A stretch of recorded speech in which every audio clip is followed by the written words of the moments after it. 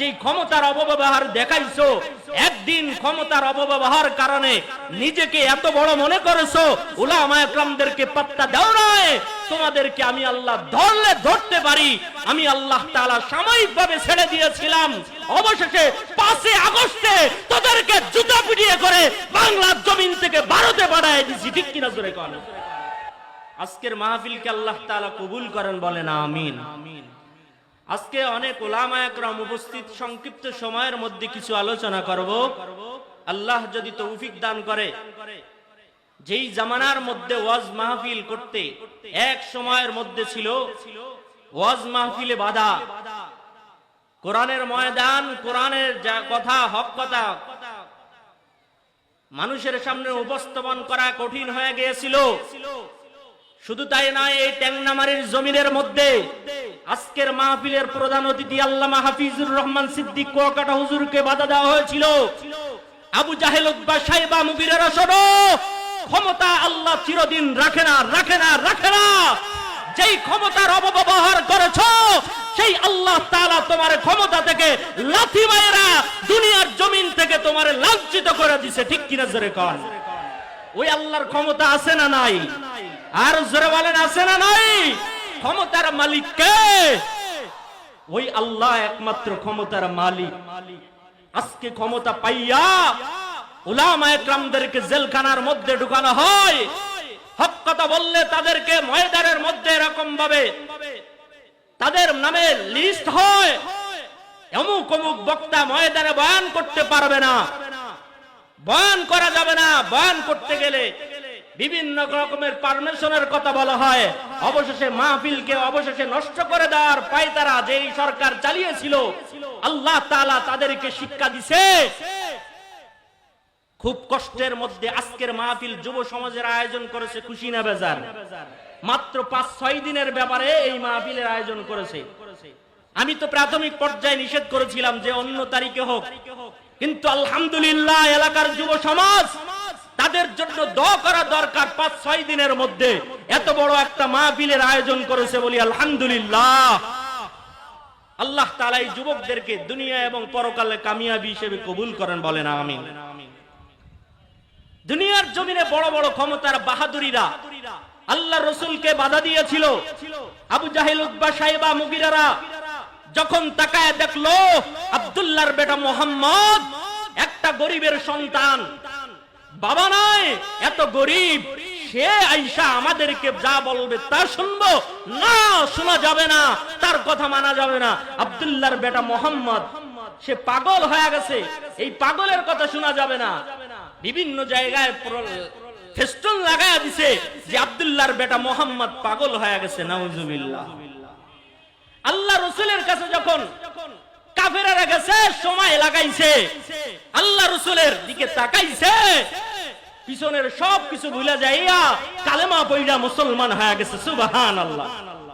এই অবস্থা দেখা আবু জাহেল, উতবা, শাইবা, মুগীরারা দেখলো এমন একটা দিন আসবে আমাদের নেতাগিরি আর থাকবে না, আমাদের আর চেয়ার থাকবে না, আব্দুল্লাহর বেটা মুহাম্মদকে এক্ষুনি সরায় দিতে হবে।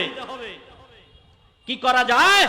বলে এই মক্কার মধ্যে যারা আছে শোনো, আব্দুল্লাহর বেটা মুহাম্মদ এত জাদু করে করে মানুষদেরকে তার দিকে দীক্ষিত করতেছে, তার দলে নিয়ে যাইতেছে, এত জাদুকার হয়ে গেছে। আল্লাহ রাসূলকে জাদুকার বলে ভৎসনা করতেছে। আল্লাহ রাসূল সাল্লাল্লাহু আলাইহি ওয়াসাল্লাম তিনি তিনার জায়গায় রইল। আবু জাহেল, উতবা, শাইবা, মুগীরারা পরামর্শ কইরা বলল যে আব্দুল্লাহর বেটা মুহাম্মাদের এই জাদু আর মক্কার জমিনে চলবে না, এই জাদু নস্যাৎ করে দিতে হবে। মুলকে আইমান থেকে একটা বড় জাদুকার তাকে ক্রয় করে মক্কার জমিনে মুহাম্মদ রাসূলুল্লাহর সামনে আইনা বলে, ও আব্দুল্লাহর বেটা মুহাম্মদ, কি জানো বলো বলে মানুষদেরকে দাওয়াত দাও, তোমার কথা শুনছে তো কালেমা পড়া মুসলমান হয়ে যায় না, তোমার আর সময় দেওয়া যাবে না। আল্লাহ রাসূল সাল্লাল্লাহু আলাইহি ওয়াসাল্লাম চুপ করে রইল। মুলকে আইমান থেকে আগত ওই জাদুকার সেও আসলো, বৈঠকের মধ্যে বসে গেল।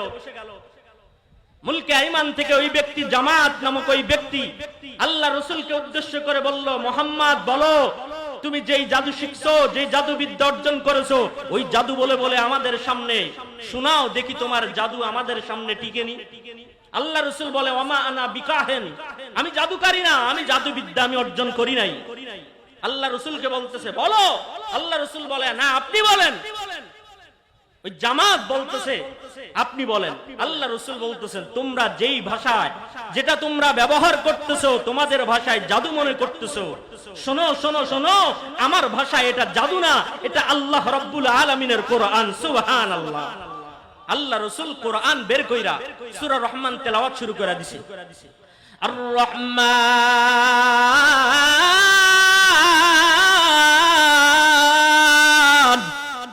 আর জোরে বলেন আল্লাহু আকবার। আল্লামাল কুরআন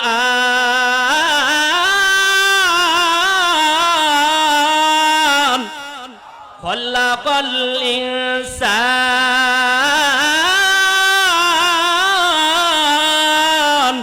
আল্লাহ রাসূল সূরা রহমান তেলাওয়াত করতে করতে যখন শেষ করে ফেলল, আল্লাহ রাসূল তাকায় তাকায় জামাতের চোখ বরাবর তাকায় দেখে, আল্লাহ রাসূল দেখলো জামাতের চোখ বরাবর পানি দেখা যায়, টপ টপ টপ করে পানি বের হয়। আল্লাহ রাসূল অবশেষে দেখল বন্ধ কর, চোখ বন্ধ করে দেখে এত জোরে কান্নাকাটি করে। আল্লাহ রাসূল তেলাওয়াত বন্ধ করার পর জামাত চিল্লায় দাঁড়ায় ডাক দিয়া বলে আব্দুল্লাহর বেটা মুহাম্মদ, শোনো শোনো, তোমারে আমি জাদুকার বলে এত অর্চনা করেছি, আসলে তুমি জাদুকারী নাই, জাদু বলো নাই, আমি জাদুকারী হিসেবে তোমারে জানতাম। ও আব্দুল্লাহর বেটা মুহাম্মদ, কোরআন শুনতে যে এত মজা লাগে, কোরআনের মধ্যে যে এত আসর আছে, এই কোরআন সম্পর্কে আমি বুঝি নাই, আমারে কালেমা বইরা মুসলমান বানায়া দাও। ওরে আল্লাহর বান্দা ট্যাংরামারি এলাকার মুসলমান, ও মামুদ কাটি কদমবাড়ি এলাকার মুসলমান, ও পর্দার আলের আম্মা জানেরা যুবক ভাই, আল্লাহ রাসূল এই অবস্থা দেখা নিজে নীরবতা পালন করতেছে। অবশেষে কাফেররা চিল্লায়া বলে ও লিডারেরা, এতদিন পর্যন্ত তোমার কথা শুনেছি মেনেছি, আজ থেকে আর তোমাদের কথা মানবো না, তোমাদের কথা শুনবো না, যতদিন বেঁচে থাকবো আল্লাহর নবীর কণ্ঠে তেলাওয়াত শুনবো, তার ধর্মে আমরা অনুসারী হয়ে যাব। সুবহানাল্লাহ। এই কোরআনের মধ্যে এত মুজিজা, যে তেলাওয়াত করে সেও মজা পায়, যে শুনে সেও মজা পায়। সুবহানাল্লাহ। আল্লাহ আপনাকে আমাকে সবাইকে কোরআন ওয়ালা জিন্দেগি বানানোর মতো তৌফিক দান করেন, বলেন আমিন। কোরআনের দীক্ষায় দীক্ষিত হওয়ার মতো তৌফিক দান করেন, বলেন আমিন। আমি আয়াতে কারিমা তেলাওয়াত করেছি। আল্লাহ পাক রব্বুল আলামিন বলেন ইয়া আইয়ুহাল্লাযীনা আমানু যিকুরুল্লাহা যিকরান কাতীরা, হে ঈমানদারেরা তোমরা আমি আল্লাহর জিকির করো। কার জিকির? আর জোরে বলেন কার জিকির? আল্লাহর জিকিরের কথা আল্লাহ বলেছেন। আমরা দুনিয়ার কোন মানুষের জিকির করি না, আমরা কোন পীরের জিকির করি না, আমরা একজনকে ডাকি, তিনি কে? আর জোরে বলেন কে? ওই আল্লাহর জিকির, ওই আল্লাহরে আপনি আমি স্মরণ করি। দুনিয়ার মধ্যে আপনি আমি চলি, আল্লাহ পাক রব্বুল আলামিন বলেন যে অবস্থায় আছো না কেন আমি আল্লাহর জিকির করো, আমি আল্লাহর স্মরণ করো। জিকির করা কত মজা! আমার মুরব্বী আল্লামা আব্দুল আউয়াল খলিফা চরমনায় বলেন, কোন বান্দা যদি নিয়মিত 40 দিন জিকির করে, 40 দিন পরে জিকির না করে আর থাকতে পারে না। সুবহানাল্লাহ। জিকিরের মজা যে পাইছে, জিকির ছাড়া সে থাকতে পারবে না। এজন্য আল্লাহর বান্দারা সকাল সন্ধ্যা আল্লাহ পাক রব্বুল আলামিনের জিকির করব, আল্লাহর স্মরণ করব। আল্লাহ পাক কোরআনের মধ্যে বলেন ইয়া আইয়ুহাল্লাযীনা আমানু যিকুরুল্লাহ, ইয়া আইয়ুহাল্লাযীনা আমানু যিকুরুল্লাহ।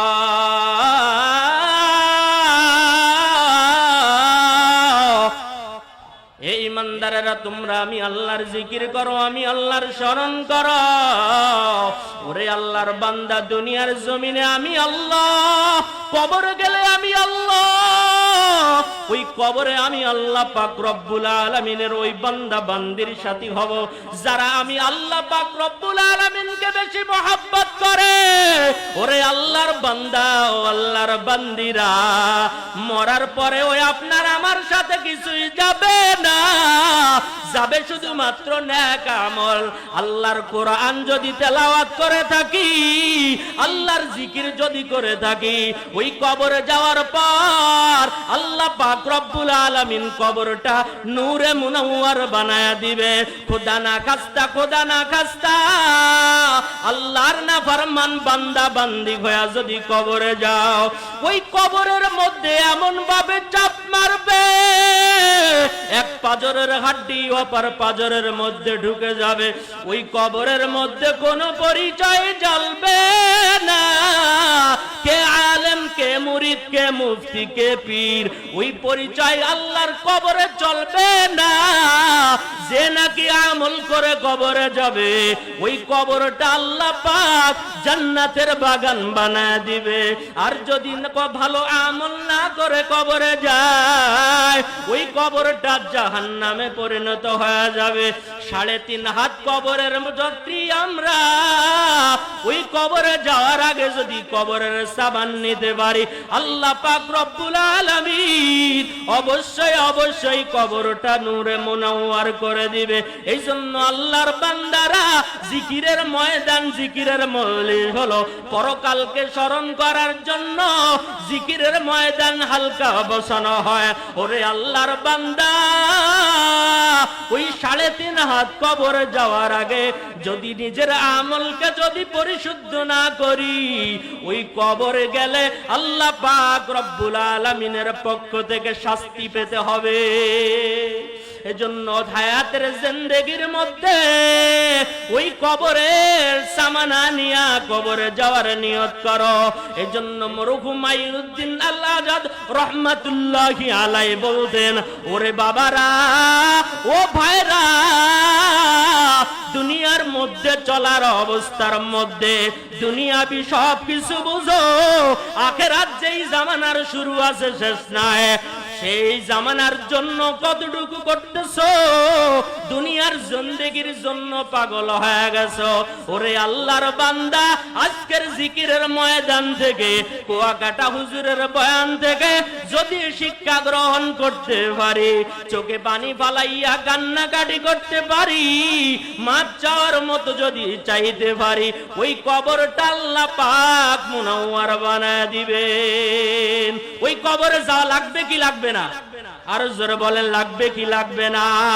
যেতে হবে খালি হাতে, যেতে হবে খালি হাতে, সঙ্গে কিছুই যাবে না। 3.5 হাত জায়গা পাবি, পাবি না রে বিছানা। 3.5 হাত জায়গা পাবি, পাবি না রে বিছানা। যেতে হবে খালি হাতে, যেতে হবে খালি হাতে, সঙ্গে কিছুই যাবে না। 3.5 হাত জায়গা পাবি, পাবি না রে বিছানা। 3.5 হাত জায়গা পাবি, পাবি না রে বিছানা। আজকে তুমি যাদের লাগি শুধুই পাগল পারা, যেতে হবে একা একা, যেতে হবে একা একা, কেউ যাবে না তারা। ক্ষমতারই বাহাদুরি, ক্ষমতারই বাহাদুরি, টিকে থাকা যাবে না। 3.5 হাত জায়গা পাবি না রে বিছানা 3.5 হাত জায়গা পাবি না রে বিছানা। আল্লাহ আপনাকে আমাকে সবাইকে ওই 3.5 হাত কবরে যাওয়ার আগে যে সামান লাগে সবাইকে সামান নিয়ে কবরের উদ্দেশ্যে যাওয়ার মতো তৌফিক দান করেন, বলেন আমিন।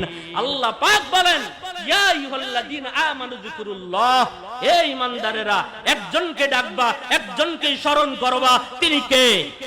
আর জোরে বলেন কে? ওই আল্লাহরে ডাকতে রাজি আছি না ইনশাআল্লাহ? লা ইলাহা ইল্লাল্লাহ, লা ইলাহা ইল্লাল্লাহ, লা ইলাহা ইল্লাল্লাহ, লা ইলাহা ইল্লাল্লাহ, লা ইলাহা ইল্লাল্লাহ, লা ইলাহা ইল্লাল্লাহ, লা ইলাহা ইল্লাল্লাহ, লা ইলাহা ইল্লাল্লাহ, লা ইলাহা ইল্লাল্লাহ, লা ইলাহা ইল্লাল্লাহ মুহাম্মাদুর রাসূলুল্লাহ। ইল্লাল্লাহ ইল্লাল্লাহ ইল্লাল্লাহ ইল্লাল্লাহ ইল্লাল্লাহ ইল্লাল্লাহ ইল্লাল্লাহ ইল্লাল্লাহ ইল্লাল্লাহ ইল্লাল্লাহ, আল্লাহ আল্লাহ আল্লাহ আল্লাহ আল্লাহ। اللهم صل على سيدنا ونبينا وشفينا وحبيبنا مولانا محمد صلى الله عليه وعلى آله وصحبه وبارك وسلم।